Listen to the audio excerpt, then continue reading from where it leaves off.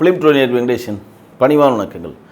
ரஜினி அரசியலுக்கு வராது ஒரு 3 பேருக்கு தான் பெரிய வருத்தம் நினச்சிருந்தோம். இப்போ 4வது அந்த லிஸ்ட்டில் ஒருத்தர் சேர்ந்துருக்காங்க. அந்த 3 பேர் யாருன்னு உங்களுக்கே தெரியும். யூடியூப்பில் கலக்கி கொண்டிருக்கின்ற திரு மாரிதாஸ். அவர் ரொம்ப ரஜினி வந்து அரசியலுக்கு வருவார்னு எதிர்பார்த்தார். அதன் மூலம் தான் ஒரு அரசியல் பங்களிப்பு கொடுக்கலாம் அப்படின்னு அவர் நினச்சிருந்தார். ரஜினியை சந்தித்து தன்னுடைய கருத்துக்கள்லாம் சொல்லியிருந்தார். வலைதளத்தில் ரஜினிக்கு சப்போர்ட்டாக பேசியிருந்தார். அவருக்கு மிகப்பெரிய வருத்தம். 2வது, தமிழகத்தில் புதிய அரசியல் மாற்றத்தை ஏற்படுத்தணும், திராவிட கட்சிகளும் தேசிய கட்சிகளும் தமிழகத்தில் ஒழித்துவிட்டு ரஜினியை வைத்து மிகப்பெரிய ஒரு கட்டமைப்பை ஏற்படுத்தி அதன் மூலம் தானும் முன்னேற வேண்டும் சொல்லி மிகவும் ஆசைப்பட்டவர் தமிழருவி மணியன். அவருடைய ஆசையிலும் மண்ணலி போட்டு ரஜினி வந்து அரசியலுக்கு வராமல் போயிட்டார். 3வது இன்றைக்கு பாஜக இணைந்திருக்கிற அர்ஜுனமூர்த்தி. அவர் கடைசியில் போய் ரஜினியோட சேர்ந்தார். கொஞ்ச நாள் இருந்தார். அதுக்கப்புறம் ரஜினி கட்சி ஆரம்பிக்கலன்னு தன் தாய் கழகமான பாஜகலே வந்து சேர்ந்துட்டார். இப்போ இந்த லிஸ்ட்டில் யார் சேர்ந்துருக்காருன்னா ரஜினியுடைய மனைவி லதா அவர்கள். அவரோட ஒரு பேட்டியில் போய் எல்லோரும் கேட்குறாங்க, ரஜினி வந்து அரசியலுக்கு வராது உங்களுக்கு வந்து ஒரு மன வருத்தத்தை தருதா, உங்களுடைய எண்ணம் என்ன அப்படின்னு கேட்குறப்ப ரஜினி அரசியலுக்கு வந்திருக்கணும், அவர் வராது எனக்கு மன வருத்தத்தை தருது அப்படின்னு சொல்லி பதிவு பண்ணியிருக்காங்க.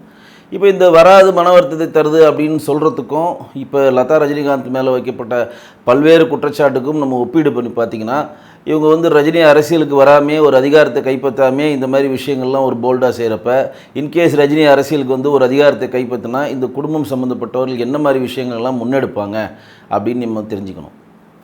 ஏற்கனவே மேலே ஒரு சர்ச்சையான விஷயங்கள் வந்து லதா ரஜினிகாந்த் போனது என்னென்னா, அந்த ஆசிரமம் பள்ளித்தினோடு வீட்டு வாடகை தராமல் அந்த வயதான பெரியவங்களை வந்து காலி பண்ண சொல்கிறப்போ காலி பண்ணாமல் அவங்க கோர்ட்டில் போய் டைரக்ஷன் வாங்கி அதுக்கப்புறம் வந்து மிகப்பெரிய ஒரு பிரச்சனை பண்ணி அப்புறம் காலி பண்ணி தரேன்னு சொல்லி அவங்க கோர்ட்டில் வந்து சொல்லியிருக்காங்க. இந்த ஆசிரமம் பள்ளிக்கூடத்தில் ஒர்க் பண்ண ஆசிரியர்களுக்கு பண சம்பளம் தராமல் அது ஒரு பிரச்சனையாகி ஒரு சர்ச்சையாச்சு. இப்போ லேட்டஸ்ட்டாக 2014 ரிலீஸ் ஆன அந்த கோச்சுடியான் படத்தினுடைய ப்ராப்ளமும் உங்களுக்கே தெரியும். அது வந்து முரளி மன்னர் அப்படின்றவர் தான் அந்த படத்துக்கு வந்து ப்ரொடியூசராக இருந்தார், ரியல் ஒன்னு சொல்லிட்டு. அவர் வந்து பணம் கட்டாமல் அப்ஸ்காண்ட் ஆகி அவர் வெளிநாட்டில் போய் செட்டில் ஆகிட்டார். இவர் கேரண்டியாக வந்து லதா ரஜினிகாந்த் சைன் பண்ணிவிட்டு ஒன்றுமே தெரியல, எங்களுக்கு இதுக்கு சம்மந்தம் இல்லாத மாதிரி பொது வழியில் பேசிகிட்டு இருக்காங்க. இன்றைக்கி தரவுகளோடு தெளிவாக சொல்கிறாங்க. கிட்டத்தட்ட 8 வருஷமாக அந்த கேஸை எடுத்து வச்சுட்டு இருக்காங்க. கோச்சுடியான் படம்லாம் ஃபெயிலியர் பட் சொல்லிகிட்டு இருக்கோம். ஆனால் கோச்சுடியான் படம் வந்து 80 கோடி ரூபா வசூலாக இருக்குது. இன்னும் சொல்லப்போனால் கோச்சுடியான் படம் ரிலீஸ் ஆகிறப்பயே அந்த முரளி மனோகர்ன்றவர் என்ன பண்ணியிருக்காருன்னா, ஈராஸ் கம்பெனிக்கும் அந்த கோச்சுடியான் படத்தை விற்றுருக்காரு, இந்த ரியல் ஒன் முரளிக்கும் எழுதி கொடுத்துருக்காரு. இப்படி எப்படி சொல்கிறதுனா, ஃபினான்ஸ் கொடுத்த அபிச்சந்தருக்கும் அந்த ரைட்ஸ் எழுதி கொடுத்துருக்காரு, ஈராஸ் கம்பெனிக்கும் இந்த ரைட்ஸ் எழுதி கொடுத்துருக்காரு. அந்த ஈராஸ் கம்பெனியில் தான் கொஞ்ச நாள் கழித்து சௌந்தர்யா வந்து சிஇஓ இருந்தாங்க. இதெல்லாம் இப்போ சர்ச்சையாக ஒவ்வொன்றா வெளியே வருது. இப்போ இதனால் வரையும் ப்ரெஸ்ஸை மீட் பண்ணி திரு லதா ரஜினிகாந்த் வந்து தான் மேல் எதுவும் ஒரு தப்பில்லாத விஷயம் மாதிரி பிரகண்டா பண்ணுறவங்க. ஆனால் முழுக்க அவங்க என்னென்ன பண்ணியிருக்காங்கன்றது டேட்டாவாக தெரிகிறப்ப தான் எல்லாருக்கும் ஒரு ஆச்சரியமாக இருக்குது. என்னடா அது இவ்வளோ பணம் வச்சுருக்காங்க, இந்த 6.5 கோடி ரூபாய்க்கு இவ்வளோ பெரிய சர்ச்சையை பண்ணுமா அப்படின்னு. இதுக்கிடையில் ஒரு விஷயம் என்ன நடந்துகிட்ருக்குன்னா, இவங்க இந்த 2 கம்பெனிக்குமான இந்த இஷ்யூஸ் போயிட்டுருக்கப்ப லதா ரஜினிகாந்த் அவர்களே வந்து ஒரு கர்நாடகாவில் போய் ஒரு ப்ரெஸ் கிளப் மாதிரி ஒரு லெட்டர் பேட் தயார் பண்ணி ஒரு ப்ரெஸ் கிளப்லேருந்து ஒரு லெட்டர் வந்திருக்கு. இந்த மாதிரி நீங்கள் வந்து இந்த கம்பெனிக்கு வந்து நீங்கள் பணம் தரணுமாமே, உங்கள் மேலே வழக்கு தொடர்றாங்களே, அதை பற்றி உங்கள் கருத்து என்ன அப்படின்னு சொல்லி நீங்கள் எங்களுக்கு விளக்குங்க, நாங்கள் அது மீடியாவில் பப்ளிஷ் பண்ணோம், அதுக்கு வந்து உண்மையாக நீங்கள் இந்த விஷயங்கள்லாம் உண்மையாக சொல்லுங்கன்னு சொல்லி அவங்க ஒரு லெட்டர் கொடுத்ததாகவும், ஒன்று லதா ரஜினிகாந்த் அந்த லெட்டர் எடுத்துகிட்டு போய் கர்நாடகா நீதிமன்றத்தில் கொடுத்துட்டு, இந்த மாதிரி வந்து ப்ரெஸ்ஸில் வந்து என்னை வந்து நாங்கள் வந்து ஒரு கடங்கார மாதிரி ட்ரீட் பண்ணுறாங்க, அதனால் ஒரு குறிப்பிட்ட ஒரு 80 ப்ரெஸ்ஸு பேரை சொல்லி 80 வீக்லி மேக்சின் டெய்லி மேக்சின்லாம் சொல்லி இவங்களெல்லாம் என்னுடைய சம்மந்தப்பட்ட செய்தி எதுவும் வரக்கூடாதுன்னு போய் ஸ்டே வாங்கினதாகவும் ஒரு சர்ச்சை எழுது. இதெல்லாம் வந்து தனி கதை.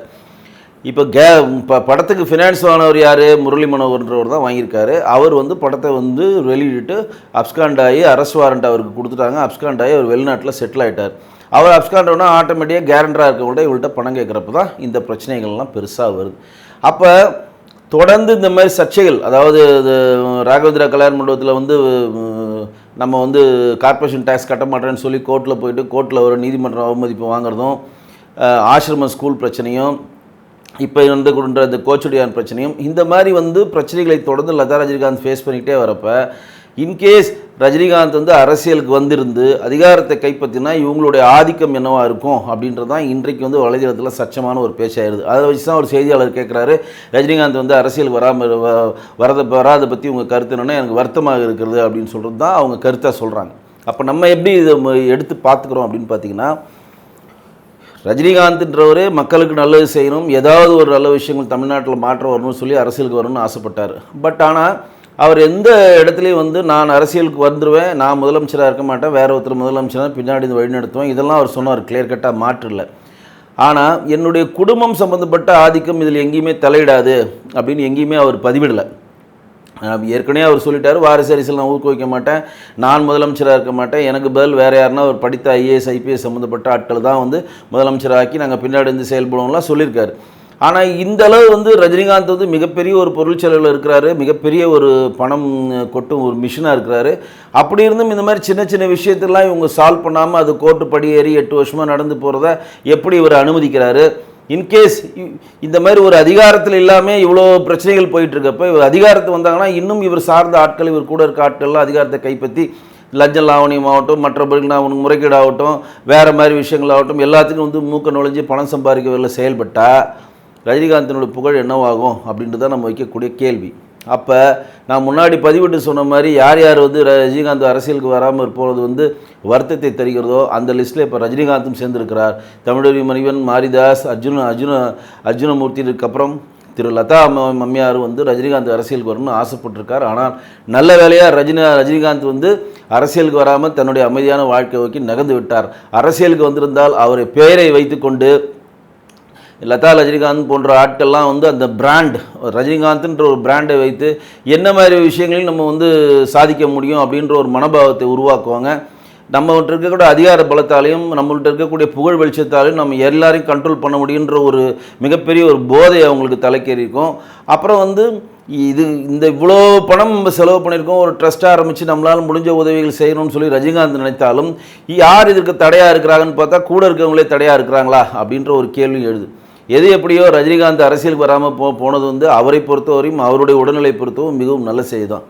மீண்டும் நல்ல நிகழ்வு உங்களை சந்திக்கிறேன். நன்றி, வணக்கம்.